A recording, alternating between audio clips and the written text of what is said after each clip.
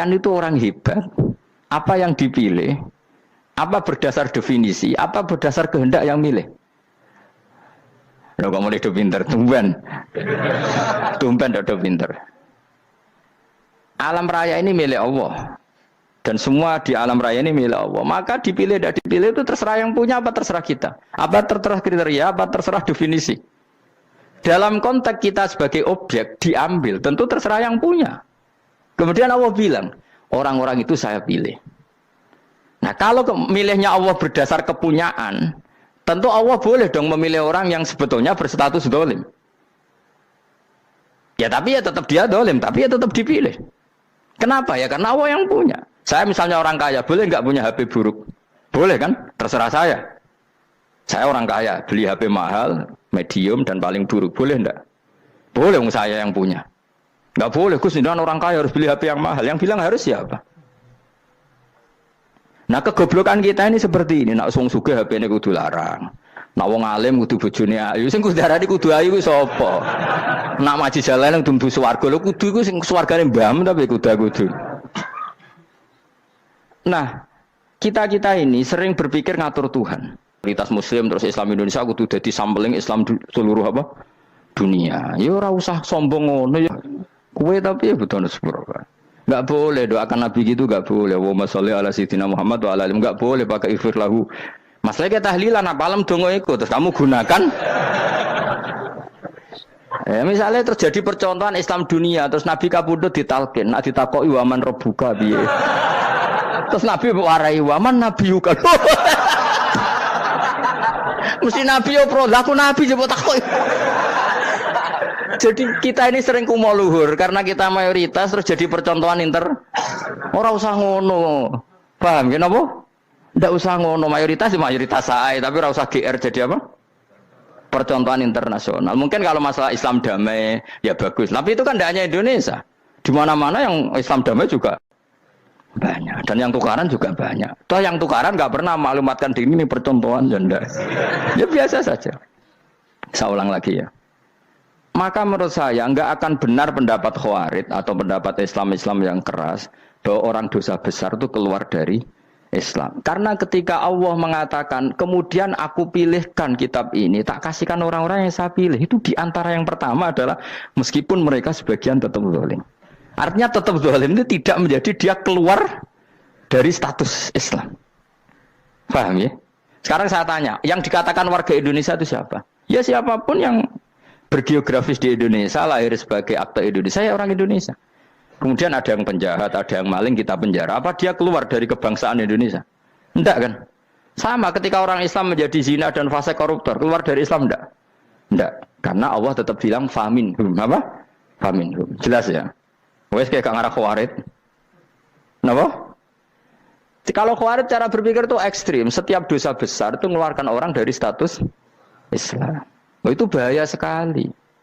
Karena nanti kalau itu iya, kita akan kehilangan banyak orang nopo Islam.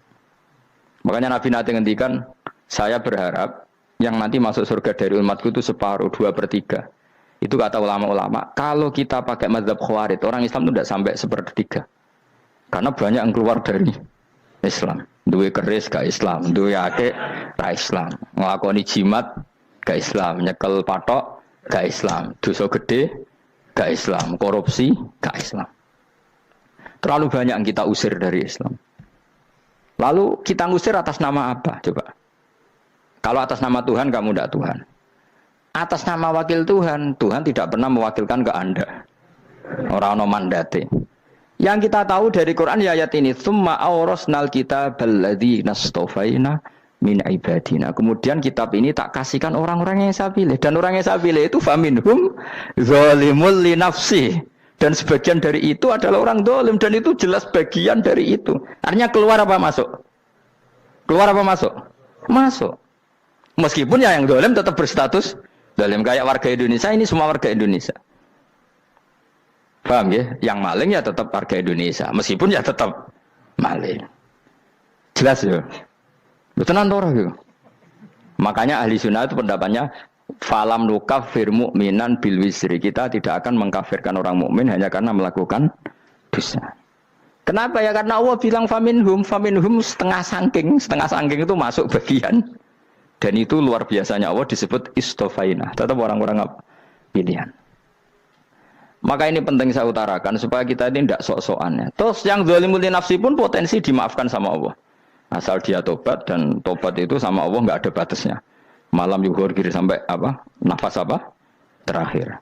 Dan kadang orang itu sebetulnya nggak niat tobat, cuma ada perilaku tertentu sehingga dadian Allah itu simpati. Itu juga banyak yang diterima tobatnya Allah. Makanya kata ulama-ulama itu, istighfar itu tidak syarat diampuni. Yang menjadi orang terampuni itu kehendak Allah. Istighfar itu bagian kecil dari syarat-syarat itu. Bisa saja orang tanpa istighfar tapi diampuni Allah. Misalnya Allah dawuh, wa yaghfiru ma duna dzalika liman yasha. Itu bukan liman yastaghfir tapi liman yasha. Contoh masyhur kan, kamu pernah dengar kan ada orang nakal itu, mau misah itu ya kira-kira lonte atau apalah. Dia datang pulang ketika melihat anjing ngeleti pasir, dia berpikir ini kehausan kayak saya. Kemudian dia turun ke sungai memberi minum anjing itu, kemudian Allah memaafkan dia karena itu. Pas itu di semua hadis riwayatnya dia tidak pernah istighfar. Telah punya perilaku yang menjadikan dia diampun. Banyak enggak seperti itu?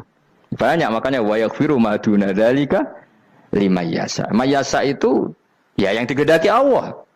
Bisa saja kalian ini sering istighfar tapi enggak dimaafkan Allah. Tapi delala punya satu perilaku yang cara Allah itu penting, kemudian dimaafkan. Kayak Saharatu Fir'aun, itu dia tidak pernah istighfar, tukang sihir Fir'aun. Dia diampuni Allah, dikasih iman tuh gara-gara jadi wong Jogja. Terus ngono tok. Jadi pas mau duel adu sihir. Iku dalah dekne mendingan ya. Qalu ya Musa imma antulqiya wa imma annakuna nahnul mulkin. Monggo jenengan riyen napa kula riyen. Dadi gara-gara dekne didikan Jogja niku. Lah wong ape duel, mestinya tarung itu semakin cepat mengambil kesempatan kan semakin menang. Ini sudah jelas tarung. Ngapunten jenengan riyen napa kula. Lha iku pangeran itu terus simpati. Wong kok sopane ngono apa? Akhirnya Allah memberi iman gara-gara apa? Imma antul kia wa imma annakuna nahnul mulkin. Monggo jenengan riyen. Lah Musa juga, Allah juga gak terima kalau nabinya kalah sopan. Sehingga Allah memerintahkan Musa adalah sopan. Mboten jenengan mawon. Jadi Nabi Musa qala bal alqu. Jadi Nabi Musa enggak jenengan riyen mawon. Jadi coba itu kan unik. Dia tidak ingin diampuni Allah, tapi adalah dia sebenarnya satu perilaku yang menjadikan Allah itu simpati, yaitu kesopanan dia dengan Nabi Musa. Imma antulqiya wa imma annakuna nahnul. Nabi Musa juga bilang qala bal alqumu go jenengan riyen mawon. Akhirnya sakar nggih nak ngoten. Makanya Fir'aun itu mangkelnya bukan main. Ketika pertunjukan itu akhirnya kan Saharatu Fir'aun kan kalah. Setelah kalah langsung iman. Maka kata Fir'aun, ini jelas Musa itu guru kamu. Cuma pura-pura saja kamu pro saya. Lah buktinya apa? Jari buktinya tadi monggo-monggonan gitu. Makanya Fir'aun bilang, innahu lakabirukumul ladzi 'allamakumus sihr. Wah, itu mesti Musa itu gurumu. Padahal dia gak kenal sama sekali. Cuma gara-gara monggo-monggonan tadi itu akhirnya terus pikirannya Fir'aun, wah, mesti harus kenal suwi, mau gayane tok. Mergo gara-gara monggo jenengan riyen. Mboten monggo jenengan mawon. Jadi makanya sampean jangan putus asa. Makanya keliru sekali kalau kita bilang diampuni Allah nunggu istighfar. Enggak. Tentu istighfar penting, kita sepakat. Istighfar itu penting, kita sepakat. Tapi itu tidak satu cara-caranya Allah untuk orang bisa diampuni. Nabi misalnya ngendikan ana wa kafilul yatim kahateni fil jannah. Coba. Orang sering istighfar sama kafilul yatim, kira-kira surganya cepat mana? Cepat kafirul yatim meskipun enggak istighfar. Kalau istighfar terus tapi medit ra karuan. Tak jamin pun rokok alamatnya medit jelas nen rokok aku roh. Terus jelas. Al-bakhilu qaribun minan nar, jelas alamatnya deket-deket situ lah, paham ya? Wis jelas as-sakhi qaribun minallah, qaribun minan nas, baitun minan nar. Nah al-bakhil baitun minallah, baitun minal jannah, qaribun minan nar. Jadi wong medit itu ya deket-deket situ alamatnya sudah jelas deket-deket neraka. Ana wa kafirul yatim kahateni fil. Berapa? Apa semua yang dimaafkan Allah Nabi nyebut syaratnya istighfar? Kebakitan fil bahr. Orang alim itu otomatis dimintakan maaf oleh langit dan bumi sampai iwak ning laut. Mulane jendur aku sebab jangan istighfar. Aku sing istighfar iki akeh sembrono. Langit bumi no. Mulane kula nu jarang istighfar bukan karena saya sombong, memanfaatkan istighfar mereka no. Dan saya yakin itu lebih mandi timbang istighfar saya. Koman fis samawati nglebokno Jibril, Mikail. Orang-orang keren apa makhluk-makhluk apa? Keren. Saya baru cari hadis yang wa innal muta'allim sing ijek belajar tapi belum ketemu. Nanti kalau ketemu tak kasih tahu apa? Karena hadisnya yang saya baca masih wa innal alim apa? Orang alim jadi agak ketat. Nah, nanti kalau sudah ketemu wa innal muta'allima. Wah, nanti dicari. Tapi pasti palsu kalau ada itu. Karena semua tagnya itu apa? Alim. Atau ya kamu alim dibanding yang di bawahnya ya semoga itu masuk apa? Jadi dibanding orang Papua kan harus alim. Saya ulang lagi ya, ini penting sekali. Jadi latihlah jangan punya gerakan takfiri orang lain dianggap kafir, orang lain dianggap kafir karena Allah tidak pernah mengusir hambanya. Meskipun apapun salah najiyah kata Allah tetap faminhum. Apa? Faminhum. Hum itu rujuknya ke yang depan. Jadi termasuk orang-orang yang saya pilih adalah faminhum zalimul li nafsi. Tetap dia di arena itu. Nisbatnya Islam ya tetap di area Islam itu. Meskipun yang ya kayak warga Indonesia coba. Warga Indonesia itu siapa yang terlahir di Indonesia dan berKTP berkartu keluarga Indonesia sudah. Nanti tentu yang bajingan tetap bajingan, yang koruptor tetap koruptor. Tapi menjadi warga Indonesia terus keluar dari warga Indonesia. Tetap warga Indonesia. Kira-kira seperti itulah analoginya. Tetap istofaina tapi tetap berstatus faminhum zalim. Tapi rujuknya kan tetap faminhum ikut setengah saking alladzinas tofaina. Mulane ngaji sing tenanan kowe ora usah anut khawarit. Khawarit ku apa ngamukan. Sithik-sithik wong liya salah yo apa-apaan. Lho saya juga mangkel be wong zalim. Semua orang soleh mangkel be wong zalim, tapi ya dihukum saja. Misalnya dalam Islam ada qisas, ada had, ada hadul qadzaf, hadus sarika. Ya hukuman ya hukuman saja, tapi hukuman itu tidak bisa menghilangkan status. Ya sama seperti manusia tetap manusia, meskipun apapun dia ya manusia. Ya tadi misalnya manusia itu siapa? Ya manusia itu ya manusia. Terus kamu bikin orang yang standar ideal manusia adalah yang berperilaku baik, yang enggak pernah salah. Kemudian kalau Zaid itu maling berarti tidak manusia. Terus barangnya apa? Ketek. Tidak bisa, makanya kembali lagi dinul aja. Kamu bikin definisi manusia itu tidak usah seangkuh itu. Manusia seperti ini manusia ya sudah, maling ya manusia, orang soleh ya manusia, orang sedengan ya manusia. Lelaki itu apa? Yang punya alat kelamin penis itu lelaki titik sudah. Sehingga nanti warisannya ya dia lelaki. Sholatnya dia bergaya. Kamu tidak usah bilang gini, lelaki adalah yang cakap memimpin, yang maco, yang kuat. Jika kalau tidak seperti itu namanya perempuan. Terus kamu membolehkan yang seperti ini jadi makmumnya perempuan. Imamnya perempuan sing maco. Kacau enggak kalau agama nuruti logika-logika itu? Enggak jawab aja. Kacau. Lalu lucunya sekarang banyak kecerdasan yang mengarah ke sana. Makanya agama ini jadi kacau. Karena sudah ada dinul ajais. Agama ini agama ummi. Ya agama ini agama ummi. Kata Allah, huwallazi ba'atsa fil ummiyin. Ummiyin itu lugu itu polos. Jadi kalau orang polos misalnya gini. Ini apa? Kira-kira kalau jawab orang polos ini. Jam. Bagus kan jam? Jam untuk apa? Penunjuk waktu ya sudah seperti itu. Tapi kalau orang engkek. Ini itu apa jam? Itu barang murahan. Bulat kan oleh jawab. Mau numpak mobil carry itu apa? Itu black melaku. Yang mobil itu Alphard. Jadi kacau. Enggak boleh agama dibawa ke sana. Apa? Agama di sana dibawa ke sana. Nah itu madzhabnya ahli sunnah apa?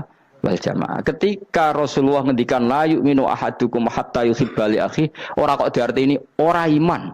Jika yang menyala itu tidak iman, tidak seperti itu cara mengartikan ahli sunnah wal jamaah. Karena status itu tidak pernah hilang.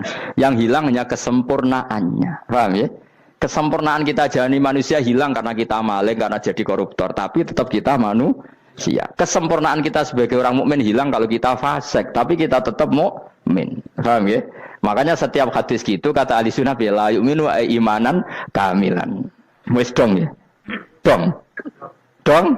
Ya terus alhamdulillah subhanallah. Ya doa alim mas malam rolikur. Malam Lailatul. Aku kadang yang melok goblok aduh. Saya tuh sering dididik sama bapak saya, sekumpul wong akeh kudu melok goblok guys. Makanya bapak itu kalau ada orang pidato, bapak kan juga enggak suka pidato juga, tapi ya kerso kadang-kadang, saya pun kadang-kadang kerso. Asal sing utus pernah guru, pernah sepuh kadang kerso. Nah, bapak nak bahas pengajian diomongin balik dari bapak, malah bingung. Ngomong apa wae. Coba kita dengan PD-nya bilang Lailatul Qadar itu 21 sampai berapa? 29. Lailatul Qadar. Warna iki malam Lailatul Qadar. Lalu Lailatul Qadar keren tuh karena apa coba? Karena nuzulul Quran. Lalu nuzulul Quran tanggal 17. Lalu Lailatul Qadar tanggal berapa? Oh, ada nih. Alhamdulillah. Tapi ini jangan jadi keiskalan yang masih sudah difitnah itu.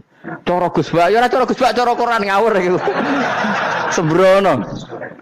Memang aku tidak pendapat tentang Quran, ya dan ayatnya seperti itu. Maka yang benar, Lailatul Qadar itu kata ulama-ulama dulu, orang yang beramal soleh, ya itu sudah anggap saja dapat Lailatul Qadar. Ora usah ndelok esuk-esuk ndelok srengenge blerengen ta ora. Nek ora blerengen berarti untuk Lailatul Qadar. Jan mendung kan blereng iki. Terus bengi angite sayup-sayup. Anggere dini hari ya sayup-sayup blok-blok aneh-aneh wae. Lah nek pikir segoyo berarti wong laut gak tarah untuk Lailatul Qadar. Mergo segoro kidul langine bianter. Lah nek ning Dieng ya mesti sayup. Mau angin ndok gunung wis kesel dadi ora sayup-sayup.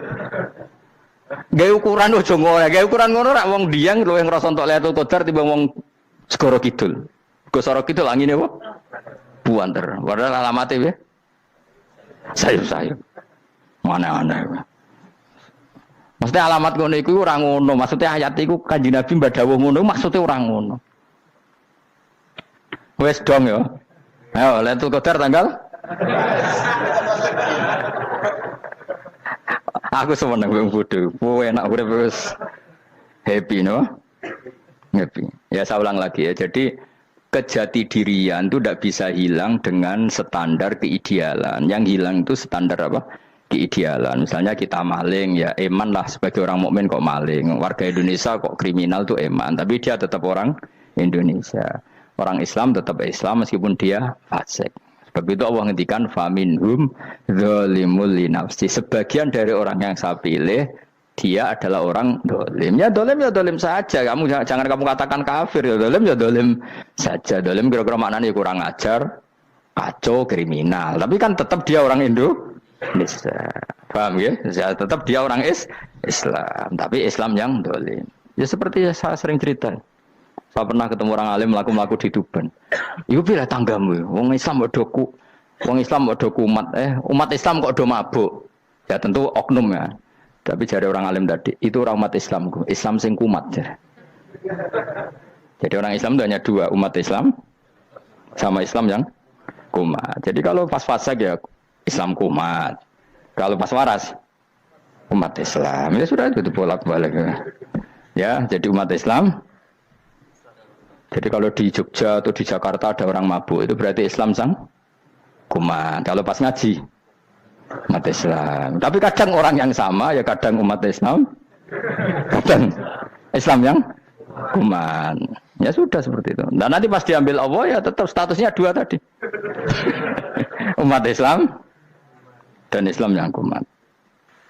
Jadi jelas ya. Jadi jelas sekali makanya orang Khawarij itu, kata Rasulullah, syarrul khalqi wal khaliqa. Ela-ela makhluk itu orang Khawarij. Karena dia menghilangkan status kejati dirian. Itu bahaya bagi kelangsungan negara maupun agama. Jadi misalnya kalau orang nyuwun sewu, misalnya ada orang kriminal di Indonesia, terus dianggap gak warga Indonesia, terus mau dibuang kemana? Coba. Sama kalau semua orang Islam yang salah dianggap kafir, terus lalu mau kamu buang kemana?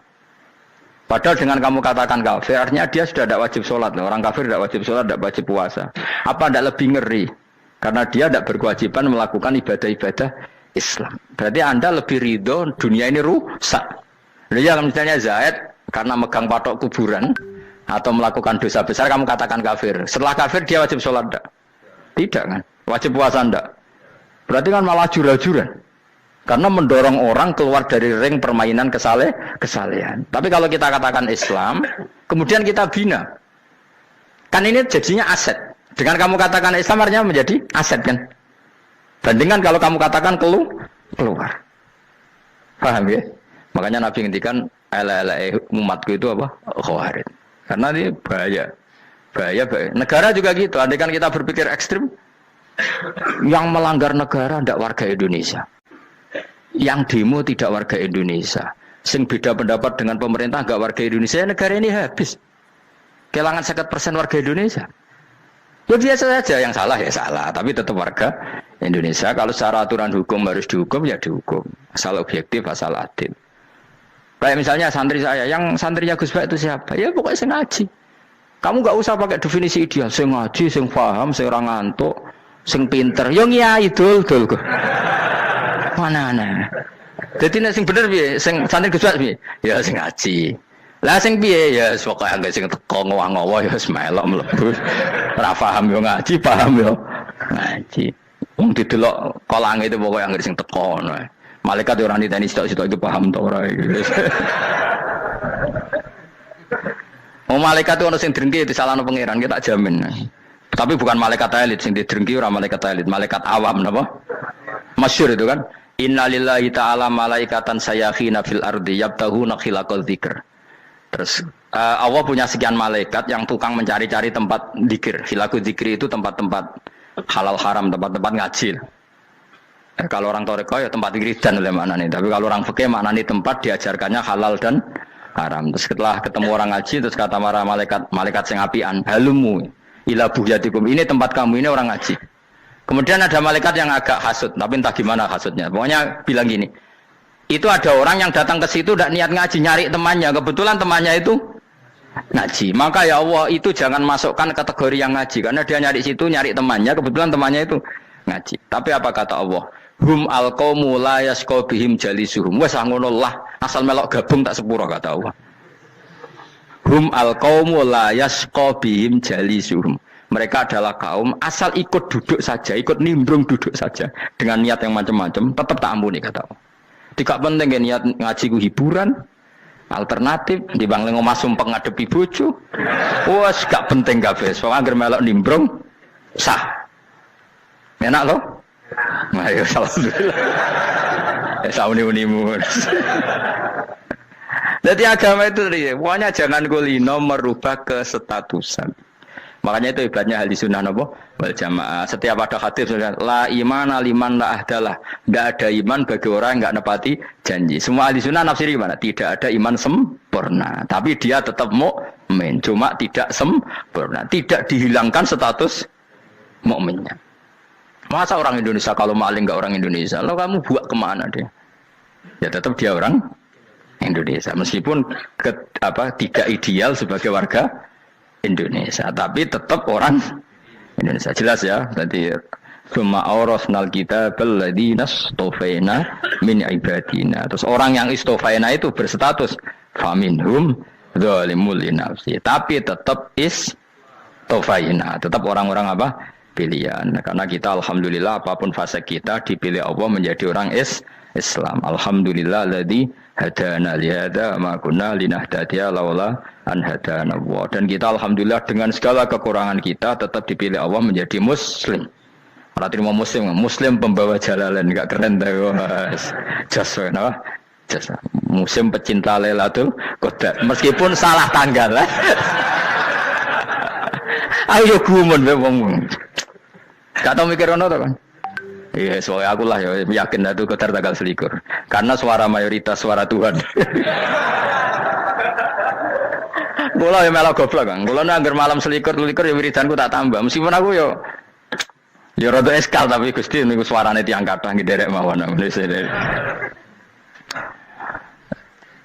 Oh, inna anzalnahu fi lailatul qadar. Quran itu tak turunkan pada malam.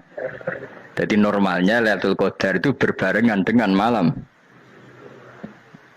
Tapi ya serasa bu imani biasa lah. Yang mari fitnah, mari wah. Nah biasa. Yang jelas Lailatul Qadar itu bisa kapan saja. Nah ulama dulu bilang ya bisa kapan saja. Cuma kata ulama-ulama bisa saja diturunkan di tanggal itu. Ya bisa itu karena memang nuzulul Quran itu kan tidak semuanya di tanggal 17 sebetulnya. Jadi di mana-mana itu ada simbol-simbol yang dipakai. Istilahnya tanggal 17 itu simbol. Memang kebetulan ada yang tanggal 17. Tapi kita tahu kan yang turun di Haji Wada juga banyak. Coba Haji Wada tanggal berapa? 9 Arafah. Bulan apa? Dzulhijjah. Dan banyak ayat turun Isra Mi'raj misalnya. Ayat Isra Mi'raj turun bulan apa? Rejab kan? Ibu yang ngaji dorah hatam kecangkeman. Jadi Quran itu tidak hanya turun di Ramadan.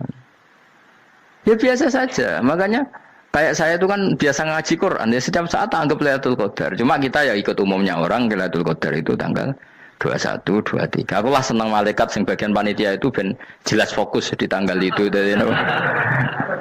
Tapi kamu jangan pernah berpikir menafikan hari-hari lain bagi ulama tertentu, bagi wali-wali tertentu. Mereka ngalami Lailatul Qadar kulalailah. Banyak wali yang bilang, saya ngalami Lailatul Qadar kulalailah. Maksudnya, karena kulalailah zaman Nabi itu pernah dituruni Quran. Dan semua itu artinya Lailatul Qadar. Tapi tentu ada simbol.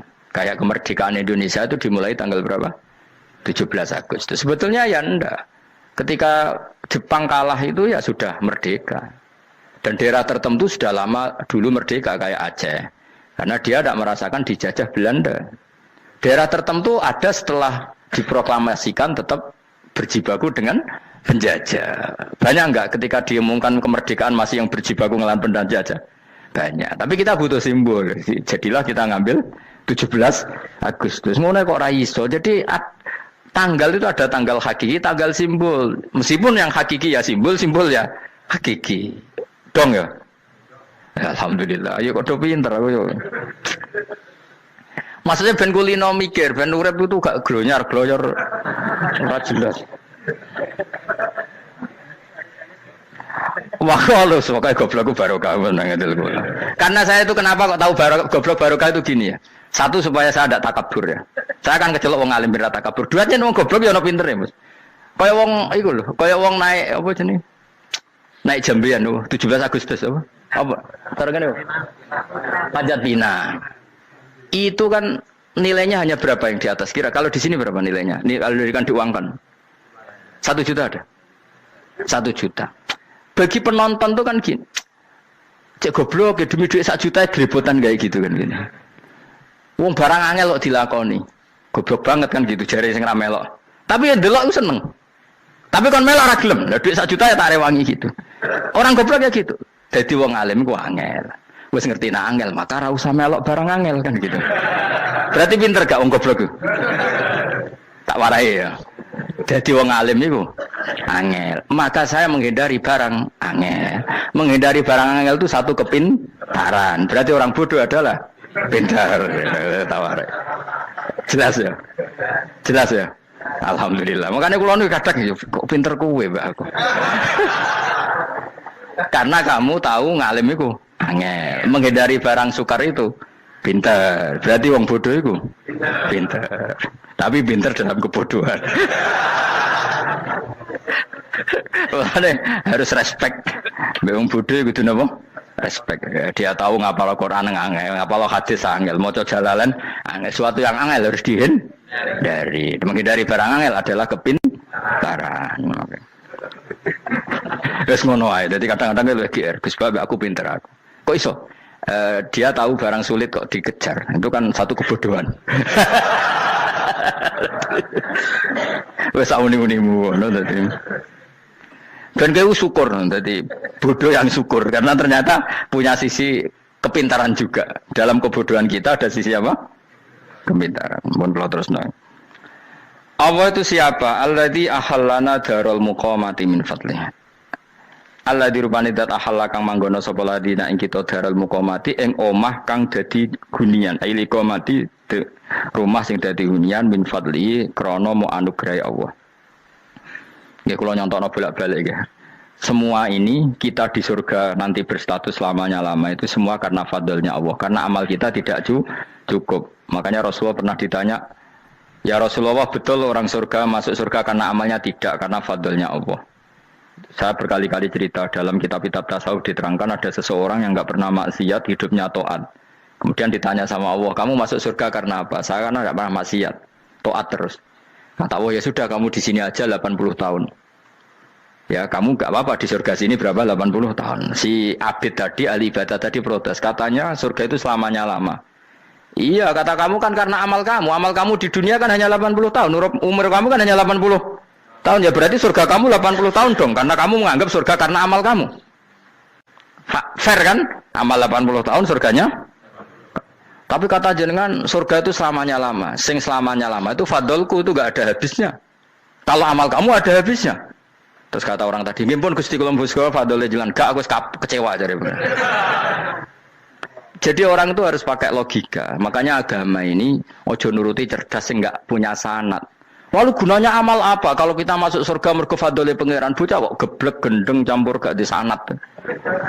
Kita ini punya sanad dari guru-guru kita. Kalau semua surga Allah mensifati itu min fadli, ada unsur fadlnya Allah meskipun kita ngamal. Karena tadi kalau karena amal kita hanya sak soleh-solehmu 80 tahun. Iku enak soleh terus. ABG puber pacaran tua dadi mubalek ya ta ora? Ayo ngaku ae. Tuane delok nduang dutan gede-gede sunah Rasul. Coba kuwapir suwi bareng Islam anyaran sudah dadi mubalek banyak. Artinya enggak 80 tahun total kita jadi orang apa?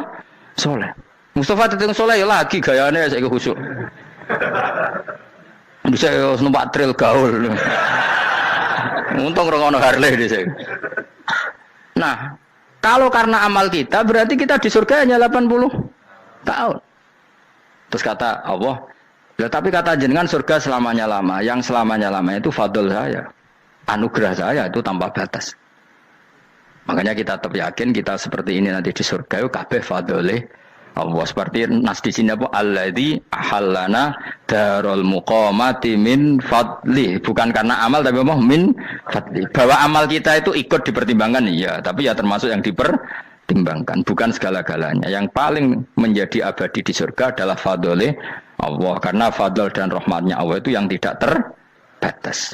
Jelas ya nama ayatnya apa? Alladzi ahallana darul muqamati min fadli. Laya masuna orang kepona ing kita via ing dalam jannah apa nasobun apa kangelan eta abun desi kangelan walaya masuna lan orang menyentuh nak ing kita via fil jannah apa luhu pun apa kerepotan. Iya untuk kesip kepayaan minata api saking repot. Li ada mitaklifi krana ora anane mukallaf via ing dalam jannah. Ning swarga supaya enak ora perlu traweh, ora perlu macam-macam. Semen kelon nabi dari sing nganggur-nganggur semen kelon. Nak sing saleh-saleh papan atas sowan pangeran sesuai kelas masing-masing napa? Sesuai apa? Kelas masing-masing. Nah sing kuapok melarat menawa numpak ampat ngalor gitu tuwabrakno bariku njaluk meneh tuwabrakno meneh. Saking dendame ning donya ora alpat ra iso numpak. Dadi numpak kan ya templono jurang wae ya. Bariku njaluk apa? Anyar meneh. Bojo ngono sing wayu buak gentine. Saking dendame di bojo elek ning donya. Serapo bos gak masalah ini swarga aman apa? Wa dzikrusani uta nyebut sing kedua atabi'i kang anut lil awali maring sing awal li tasri karo nyeplosno binafsi lan nafekno lugu. Maksudnya nasab manane repot, lugu yo manane repot kok diatafno berarti bener-bener ning akhirat itu yo ora ono repot, ora ono kangelan. Waladina uta wong akeh kafaru kang kafir sapa ladina, iku lahum tetep kedhe ladina naru jahannam ten neraka jahanam. Orang-orang kafir itu pasti masuk neraka. La yuqtal. Maksudnya kafir dengan definisi yang mati alal kufri. Kalau masih di dunia kamu tidak bisa menvonis si A si B pasti kafir karena finalnya adalah di husnul khotimah atau suul khotimah. Maka status sekarang. Kita dikatakan mukmin ya sekarang, yang sedang kafir ya sedang kafir. Bisa saja yang sedang fasik nanti mati soleh, yang sedang soleh nanti mati fasik. Makanya kita enggak berhenti doa apa ya muqallibal qulub tsabbit qalbi ala dinik, karena kita tidak pernah tahu. Makanya status kafir ya wa matu wa hum kuffar. Sebagian ayat apa wa matu wa hum kuffar, status yang permanen adalah dalam keadaan mati, dia dalam keadaan kafir. Tapi kalau masih di dunia gini enggak jelas. Makanya saya suwun ya, kalau kita harus toleransi sebagai warga Indonesia, kalau kamu orang alim, toleransi atas nama agama, karena yang sedang kafir pun tidak jaminan selalu kafir. Jadi kita tidak perlu musuhan, karena memang semuanya tidak mesti.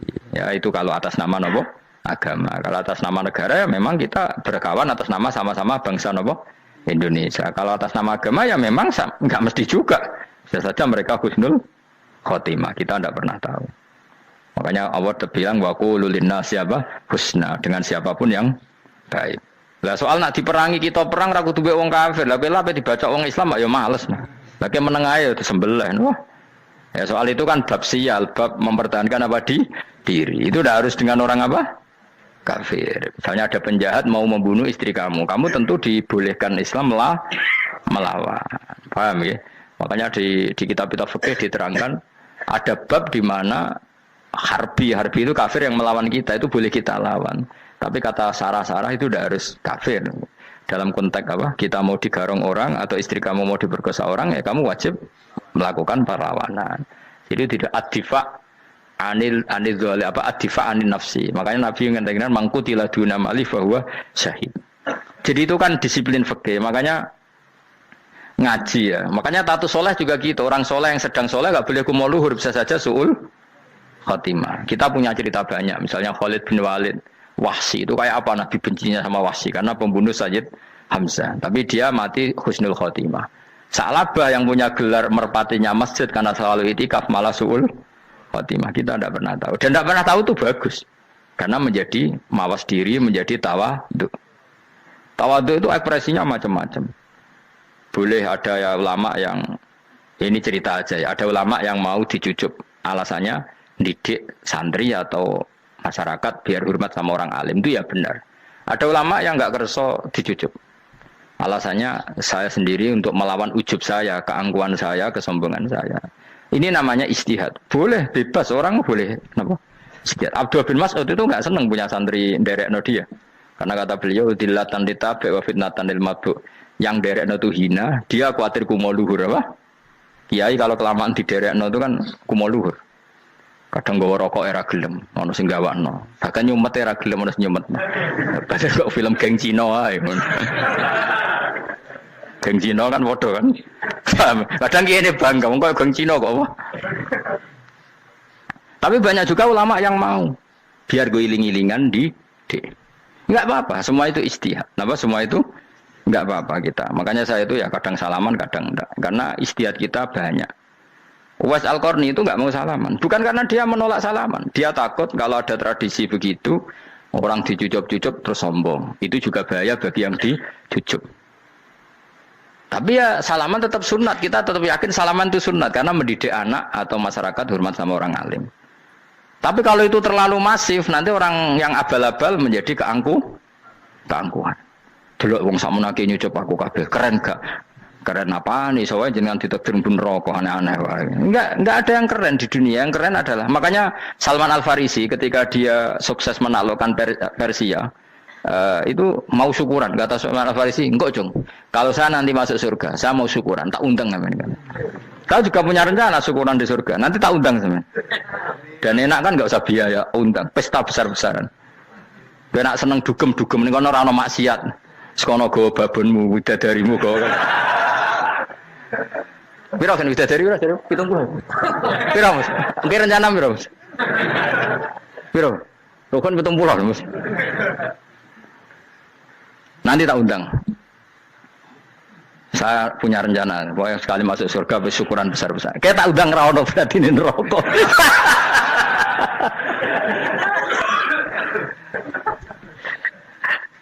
Tapi nek ngundang aku ra ono beda kelas sembrono. Dataku ora ono ning kelas wargamu ora ono. Kata Salman Al Farisi gini, kamu ndak usah muji saya kan dia dipanggil ya Karim, kamu orang terhormat kan. Kata Salman Al Farisi, in dakhaltul jannah fa ana karim wa in dakhaltun nar fa ana laim. Jadi saking sopannya ashabu Rasulillah itu ada yang dipanggil ya Karim aja ndak mau. Tunggu Jung ya, panggilan itu sematkan saya nanti ketika saya masuk surga. Kalau saya masuk surga fa ana karim, saya berstatus orang mulia. Tapi nanti kalau saya masuk neraka fa ana laim, saya orang yang terhina. Jadi dulu ashabu Rasulullah seperti itu. Terus ada ulama yang melawan nafsunya macam-macam. Misalnya saya milih jarang ada sowanan, saya dapati senang banyak santri sowan. Tapi bukan karena benci enggak. Karena saya takut sebagai orang yang sangat terhormat. Saya ngaji di mana-mana suka yang enggak usah pakai kursi, guling-gilingan kalau saya dan kamu setara. Saya sebenarnya bisa aja minta kursi tinggi koyok ketua MK.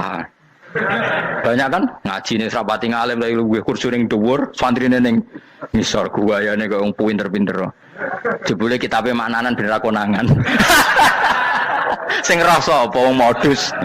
Ya tapi tidak suudzon ya, tapi ya ono tenan paham. Tapi kalau saya cara berpikir sederhana, kita kan sama-sama umatur Rasulillah, ya sudahlah hadin sawa. Lho andai kan kamu sanggup maca kitab ya gentenan ra masalah. Kadang dia moco aku ngrungokno, kadang aku moco enggak apa-apa. Nah ono sing wani. Tapi sekali salah tak lorot nah. Jadi dulu sahabat itu biasa. Ada yang cara ekspresi tawadhu kayak Uwais Al-Qarni enggak mau salaman karena takut dicucuk. Ada yang suka salaman karena mendidik. Banyak cara mereka melawan nafsunya sendiri apa? Melawan apa? nafsunya. Istri saya itu dari keluarga pondok Jawa Timur. Itu dulu eskal sama saya, janggal. Karena anak saya kalau mau jajan tuh saya tidur pun dibangunkan. Pak bangun, saya minta uang. Itu ya sampai sekarang begitu. Istri saya itu eskal, janggal. Karena janggal kan ada Jawa Timur sopan sekali sama orang tua. Tanya saya. Karena dia keluarga orang terpelajar, tanya, kenapa itu dibiarkan? Saya jawab saya. Ya kalau tidak minta saya, nanti minta mbak-mbak atau kangkang. Orang yang paling harus dingel-ngelo anak itu orang tuanya. Sehingga yang paling harus diganggu anaknya ya orang tuanya. Sampai sekarang anak saya berani minta mandi saya, gendong saya. Kalau orang tuanya saja gak siap dingel-ngelo, lalu apa kata dunia? Kan aneh. Nah, itu ajarannya bapak. Saya dulu bapak Sugeng itu biasa jagoan sama bapak. Ya biasa misalnya saya lesupak kalau kepen mangan ya, cung tuku. Zaman itu pakai motor, pakai sepeda motor, biasa sama bapak ke pandangan. Saya sampai sekarang sama anak-anak saya akrab. Karena pikirannya orang tua saya dulu ajarannya yang paling berhak dingel-ngelo anak ya orang tua.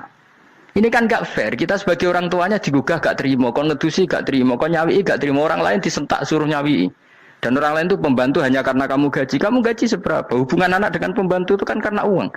Kamu ingin berbasis hubungan hanya karena itu goblok sekali. Hanya istri saya nerima.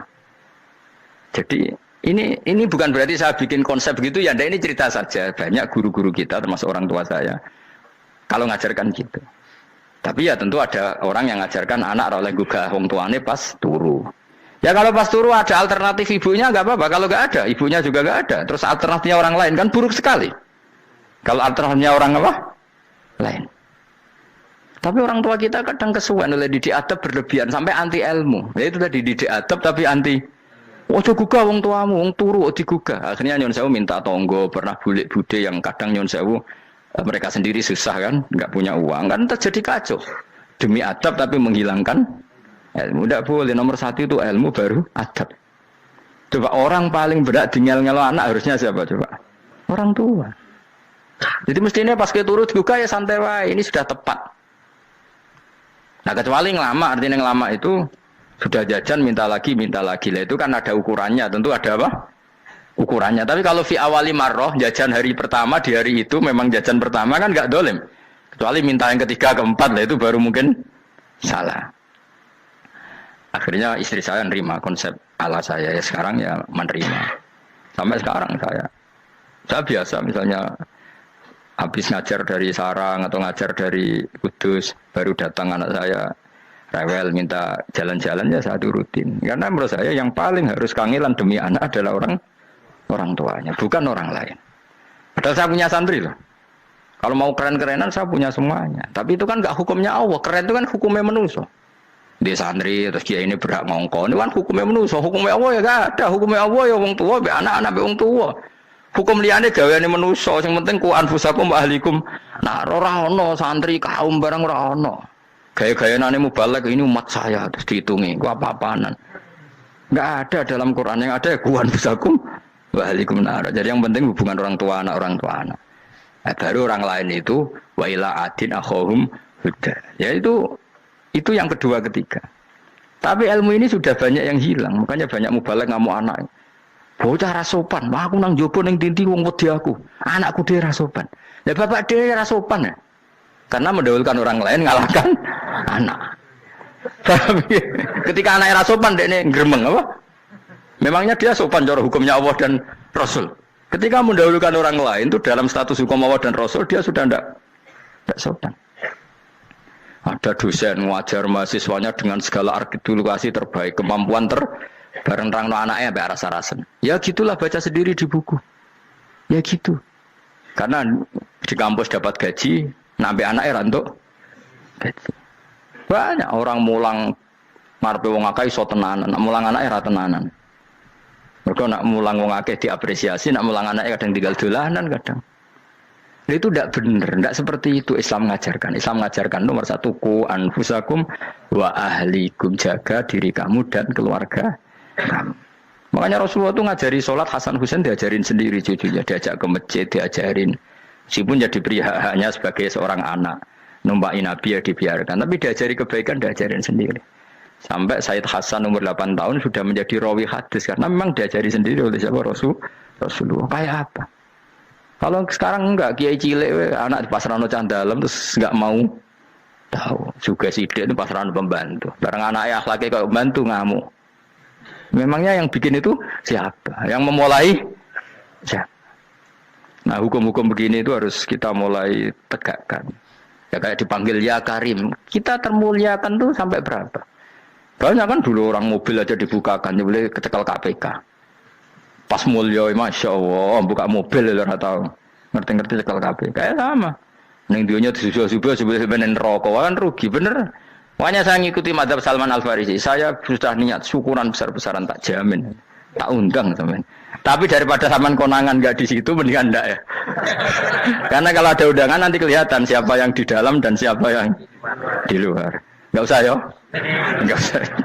Karena nanti takutnya nggak ada di situ malah mari yang ngenes kalau. Kecuali nggak ada di situ, malaikat itu nggak ada Gus di kelas jenengan, tapi mungkin di bawah ada.